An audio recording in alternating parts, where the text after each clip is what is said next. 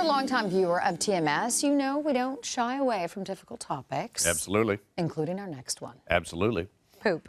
We all do it, so why not discuss it, especially since it says a lot about our health. All right, Shahzadi is back with us, award-winning dietitian Shahzadi Devje, to uncover what our poop is really telling us. So give us the scoop on poop, because it really does tell a bit of a story about our health, doesn't it? Absolutely. You know, our poop and our bodies are incredible at dropping hints, you know, encouraging us to really up our self-care game. And our stools provide valuable insights into our digestive health. Okay. And every stool tells a story. there you go. Okay, Let's get to the bottom title of of a it. children's book. Okay, so you brought a scale showing the different types using Play-Doh. Absolutely. So, you know, this is the Bristol Stool Scale. It's a tool that we use in clinical practice as healthcare professionals, but it's also a powerful way for folks to really, you know, monitor and improve their stool habits. And you'll notice that this Bristol Stool Scale divides the stool into different categories, each providing valuable clues about our diet and nutrition, hydration status, and also overall well-being. Okay. Can you briefly sort of take us through this, Shahzadi, what the scale is telling us? Type 1, so you'll see our hard, separate lumps, a little bit like rabbit droppings, and they're a clear indication of constipation, a lack of fluids and dietary fiber in the diet. Okay. Now, whilst type 2 is a little bit more formed, it's still lumpy and hard and difficult to pass. And both type 1 and type 2 indicate increasing our fiber, fluids, as well as physical activity levels. Now let's take a look at what an ideal poop looks like, and that's 3 and 4, shaped like a sausage. So 3, you'll notice, you know, has some indentations in there, but it's softer and easier to pass. Okay. And number 4 is a nice, smooth sausage. And both of these, you know, signify that you have a well-functioning digestive system, you know, your intake of fiber is decent, and you have a good balance of fluids as well. Okay, well, hold on, Shahzadi. What's happened here? Why are we back to the...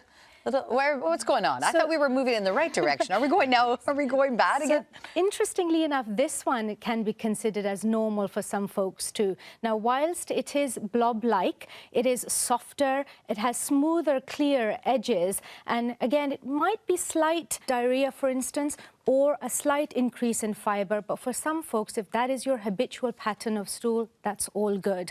But this is where things start to shift. You know, you've got 6 and 7. This one is very, very mushy, and this one is clear fluids with no solid pieces. And they indicate, you know, a spectrum of mild to severe diarrhea. It could be for a whole host of reasons, you know, an issue with your digestive system, for instance, certain medications, infection, maybe even just a sudden increase in your fiber intake. Always best to seek medical advice. But what I would also say is if you are noticing, you know, a dramatic change in your stool habits, it's always best to check in with your doctor, especially if you're feeling discomfort, pain, or straining. Okay, so we want to be around stage 3, stage 4 here on the scale.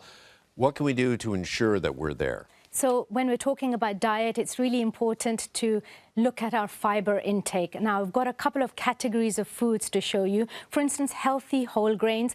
Besides sticking to the typical, you know, whole wheat bread, brown pasta, you want to include some different types, and we've got some of the richest sources here. So barley, buckwheat, quinoa, and also cracked wheat, and then also a vibrant palette of fruits and vegetables. We want to give your gut the VIP treatment, so including leafy greens like kale and spinach, also pears, avocado, and raspberries are some of the top sources when it comes to dietary fiber, and lots that you can do, and we've been inspiring with yummy recipes here. And when you don't have all the items with you, let's talk about another replacement. So, you know, supplements such as Metamucil can provide that helping hand and really complement the diet if you're struggling.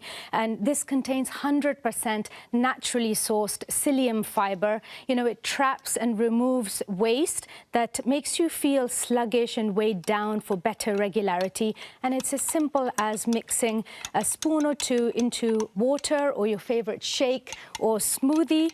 And it's such a quick, simple, and fuss-free way to get your fiber fix. How long do you think it takes for the body to react to an increase in fiber?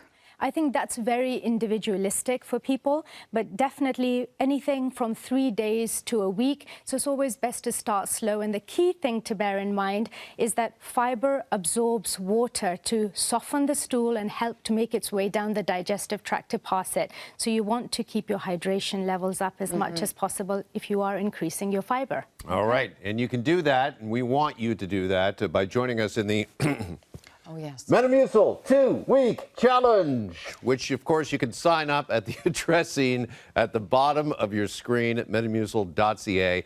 As well, you'll receive a high-value sign-up coupon. You'll also receive reminders, motivation, recipes, and even tips throughout the entire challenge. There we go. Here's to level 3. Level 3? Level 3, Yeah. level 4. Absolutely. Cheers to that. Cheers, cheers. Yes. Thank you, Shahzadi. This portion of the morning show is brought to you in part by Metamucil. Learn more at metamucil.ca.